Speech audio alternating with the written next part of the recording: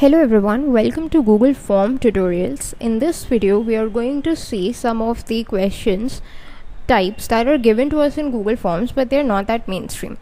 Although they are not that mainstream, but these are provided to us as the question options. That means they come in pretty handy in certain conditions. So what are these conditions? That also we'll discuss. So first of all, let's just add a new question. Now the options that we have is linear scale, multiple choice grid, checkbox grid, date and time. So let's just start with the date and time first because they are pretty obvious as the name suggests. So these are the simple questions like say you are asking someone for their date of birth or maybe date of admission or any particular kind of a date. Then you can just give them this option of date instead of giving a text which is prone to creating errors. You can give a simple date question. So I'm just going to type DOB and then they would be getting this kind of a calendar option wherein they can type in their month, day and year. Next we have is a time type of a question. So let's just click on this plus icon to add a question. There is this time type of a question. So let's say you want them to enter a particular time. Like let's say we want them to schedule an interview. So for the interview we want the candidates to select a preferred time slot or probably a particular time on which they are available.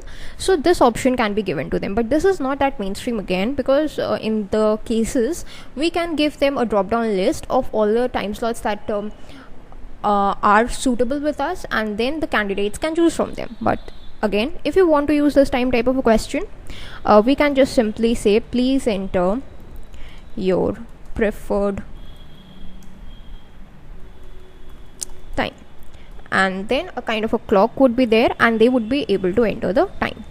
Next type of question that we have is the linear scale. So if you just go to this linear scale, so what happens is they get a scale of numbers from 1 to 10.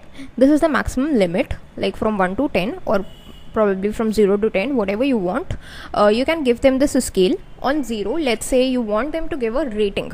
So on 0 we want the rating to be worst, and on 10 we want a label to be entered, that means the best. So if you want them to give a kind of a rating, then a scale from 0 to 10, and 0 being the worst, 10 being the best, they can give a rating.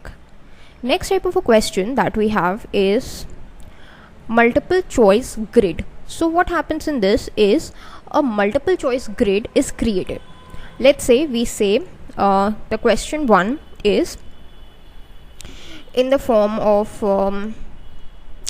like let's say red or white, a simple option. Okay, so this is the first question and we have some columns which we can add. Okay, so first option is red and the second column we have is white. These are the two columns.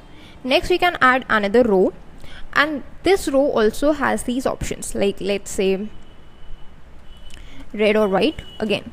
So basically a grid kind of a thing would be created, and as you can see I cannot enter the same option, so instead of red or white, let's go with red or black. Okay, so basically what happens is these are the questions and these are the options. So on the basis of this, a kind of a matrix would be created and they would be able to choose options from all of these matrices. So this is a multiple choice grid. Next question that we have is the checkbox grid. So just like this multiple choice grid in which they can actually select only one option, like either they can select red or either they can select white. But what happens in a checkbox grid is they would be able to select multiple options at once. So let's say we provide them options A, B, C.